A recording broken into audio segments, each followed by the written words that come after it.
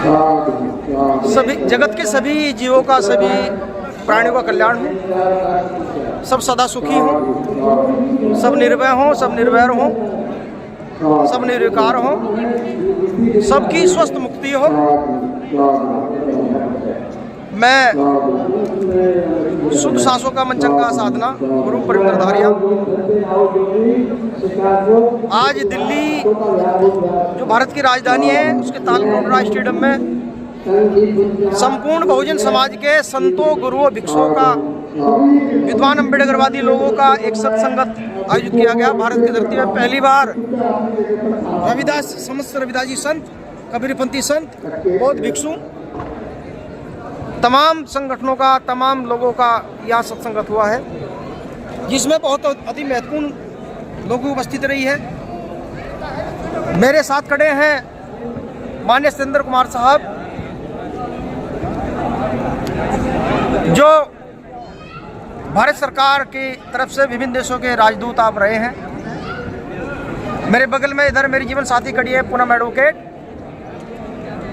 एक मिशनरी साथी खड़े हैं अमित प्रमुख, और बौद्धिस्ट सोसाइटी ऑफ इंडिया के राष्ट्रीय ट्रस्टी, उत्तर प्रदेश के लगातार अध्यक्ष रहे। भारत सरकार CWC के आप क्लास में अधिकारी थे। अपनी अनुसूचित जाति जनजाति एसोसिएशन के आप 35 साल तक राष्ट्रीय अध्यक्ष रहे। साथ में सरदार राजेंद्र सिंह डोबरा जी, राम गोपाल जी बिजनौर से। तो मैं एक संदेश देना चाहूँगा, मनुष्य का जन्म होता है, वो जब जन्मता है वो अपने माँ बाप के सिर जन्मता है।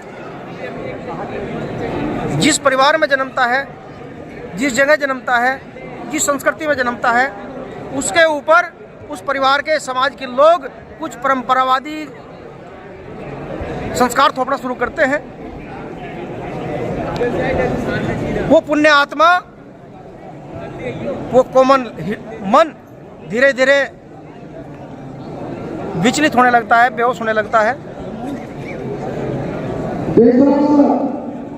और जीवन भर वो अपने जन्म होने का, मनुष्य शरीर में जन्म होने का मकसद नहीं समझ पाता। वो समझता है मुझे रोजी रोटी कमानी है, नौकरी करनी है, खेती बाड़ी करनी है, राजनीति करनी है, बिजनेस करना है, और तमाम संस्कार, विकार, पाप कर्म करने के बाद वो दुनिया से विदा हो जाता है। जबकि कोई व्यक्ति, कोई अद्भुत व्यक्ति वो जागृत हो जाता है, और जागृत होने के बाद वो अनंत हो जाता है, संत हो जाता है, गुरु हो जाता है, बुद्ध हो जाता है, शुद्ध हो जाता है, और वो दुखित पीड़ित लोगों का कल्याण करता है, मार्गदर्शन करता है। दुनिया में जितने भगवान हुए हैं, जिन्हें तथागत भगवान बुद्ध के समय में कहा है नमो तस्य भगवतो अरहतो सम्मा सम्बुद्धस्स, इसका अर्थ है जितने जागृत पुरुष हुए हैं, जितने बुद्ध पुरुष हुए हैं, उन सबको नमन। तो कथित सभी धर्मों पंथों के जो भगवान हुए हैं, चाहे वो हिंदू धर्म के ब्रह्मा विष्णु महेश रहे हों, चाहे हजरत मोहम्मद साहब रहे हों, चाहे ईसा मसीह रहे हों, चाहे सतगुरु रविदास रहे हों, कबीर साहब रहे हों, धन्ना सेन दादू रहे हों, नानक साहब रहे हों, वो सब के सब शरीर में आए हैं। उन्होंने जागृति पैदा की है, जागृत हुए हैं, और जागरण होने का एक ही रास्ता है, वह है अपने मन को निर्मल करना। कबीर साहब ने कहा है मन को निर्मल कीजिए जैसे गंगा नीर, और पीछे पीछे हरी फिरे गए कबीर। जिस व्यक्ति का मन निर्मल हो जाता है, शुद्ध हो जाता है, चंगा हो जाता है, पाक हो जाता है, वो खुद भगवान, कथित भगवान खोजता फिरता है। कहा कबीर साहब, इसी को सतगुरु रविदास महाराज कहते हैं मन चंगा तो कटौती में गंगा। मन को अगर चंगा कर लिया, चंगा का मतलब पवित्र, शुद्ध, निर्मल, पंजाबी का शब्द है चंगा, तो फिर गंगा माँ जैसी नदियों में नहाने की जरूरत नहीं रहती है। गंगा में, नदियों में नहाने से अगर कुछ हो पाता तो रात दिन गंगा जल में जीव रहते हैं, लाखों कछुए मछली, वही भवसागर पार जाते हैं। भवसागर कोई समुद्र नहीं है, भवसागर है अपने विकारों का अंत। संत किसे बोलते हैं? जिसने सारी कामनाओं का, सारे विकारों का, विकार क्या है? 5 महाभूत, काम, क्रोध, मद, लोभ, मोह, अहंकार, जिसने सारी विषय वासनाओं का अंत कर लिया, इन्हें पार कर लिया, वही संत होता है, वही गुरु होता है, वही अल्लाह होता है, वही ईश्वर होता है। तो जब तक जब तक हम अपने मन को निर्मल नहीं करेंगे, शुद्ध नहीं करेंगे, पवित्र नहीं करेंगे, तब तक कोई शुद्ध पुरुष, कोई भगवान, कोई खुदा, कोई गॉड, कोई अल्लाह, कोई सरकार, कोई संगठन, कोई कल्याण नहीं कर सकता उसका। तो प्रत्येक व्यक्ति को, संसार के प्रत्येक व्यक्ति को अपने मन को निर्मल करना चाहिए, शुद्ध करना चाहिए, चंगा करना चाहिए। और चंगा करने के लिए, शुद्ध करने के, निर्मल करने के लिए सद्गुरु रविदास महाराज ने ये कहा है, अंतर्गति साचे नहीं बाहर करे उजास, अंदर जाना चाहिए। जैसे भगवान बुद्ध ने विपश्यना कहा है, अंतर दर्शन। यीशु कबीर साहब ने कहा, जो तिलमाही तेल है जो चकमक में आग, और तेरा साये तुझ में है, जाग सके तो जाग। अपने अंदर जाना चाहिए। संसार के लोग बाहर घूम रहे हैं, पत्थरों में घूम रहे हैं, मूर्ति पूजा में घूम रहे हैं, टोटके कर रहे हैं, तंत्र कर रहे हैं, मंत्र कर रहे हैं, जागरण कर रहे हैं। कबीर साहब कहते हैं, पत्थर पूजे हरी मिले तो मैं भी पूजू पहाड़। तो कोई पूजा पाठ, कोई ढोंग, ये सब बाहरी चीजें हैं। अपने अंदर जाना चाहिए। और अपने अंदर जाने के लिए शुद्ध प्राकृतिक, शुद्ध वैज्ञानिक विधि है साधना, सांसों की सुमरन। जिस रविदास महाराज कहते हैं, सांसों का सुमरन करो, करजपा का जाप, और परम तत्व का ध्यान दर्श होंगे आपके आप। तो सांसों की सुमरन करनी चाहिए। सांसों पे किसी मजहब का, किसी पंथ का, किसी जाति धर्म का कोई अधिकार नहीं है। संपूर्ण जीवों के अंदर सांस है, पर चूंकि सभी जीव तो जो है पशु पक्षी है, उन्हें विवेक नहीं होता, मनुष्य के अंदर विवेक होता है। तो मनुष्य को अपना विवेक का इस्तेमाल करते हुए, अपने शरीर को का इस्तेमाल करते हुए, हमें अपने सांसों की सुमरन मनचंगा साधना करनी चाहिए। जिसके लिए ये टीम जो खड़ी है, मेरे सम्माननीय मार्गदर्शक सिंधु कुमार साहब पूरे वर्ल्ड में साथ दे रहे हैं। आध्यात्मिक पुरुष मैं न बोलता हूँ, जिन प्रसाद आध्यात्मिक पुरुष है, मोदी सोसाइटी के राष्ट्रीय ट्रस्टी है। आपने मुझे नेपाल के लेकर गए थे, वहाँ साधना कराई, लखनऊ के बुद्ध विहार में साधना कराई। एक बुद्ध विहार है विशाल दास पार्क, जहाँ तथागत भगवान बुद्ध की विपश्यना होती है।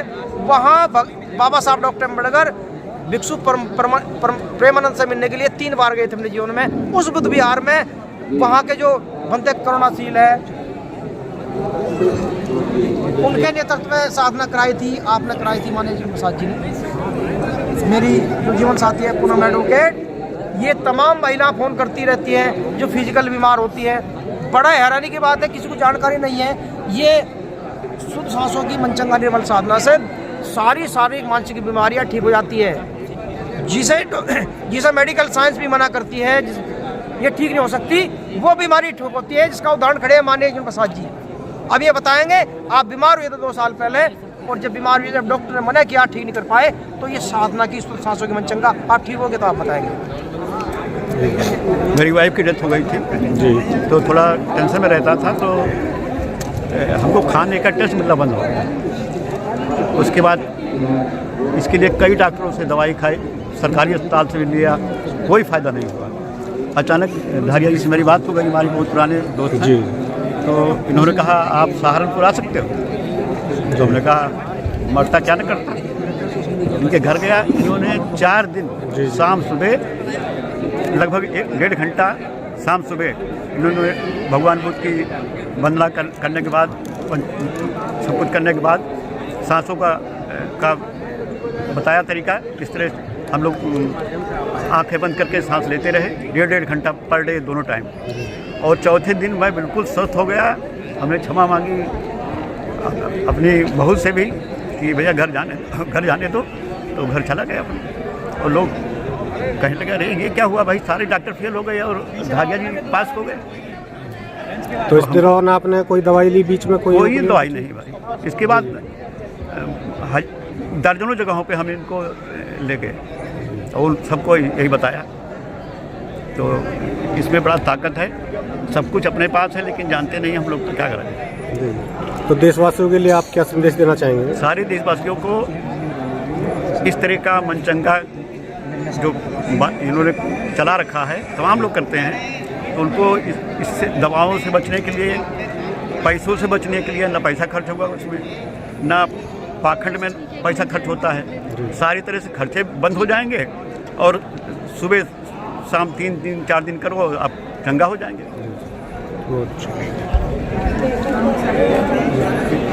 आप सब जी, आप मुझे माने सुंदर साहब, हाँ, जो सांसों की साधना भारिया जी कराते हैं। इनसे मेरा संपर्क तो अभी बहुत ज़्यादा पुराना नहीं है, लेकिन ये है कि इसी प्रकार की साधना मैं कुछ साल 2000 से कर रहा हूँ। और जब मैंने ये साधना शुरू की, उससे पहले मैं तर्क पे बात करने वाला, बुद्धिजीवी और किसी प्रकार के जो बातें वो मैं अभी भी नहीं मानता हूँ। मैं तो तर्क ही सबसे महत्वपूर्ण है।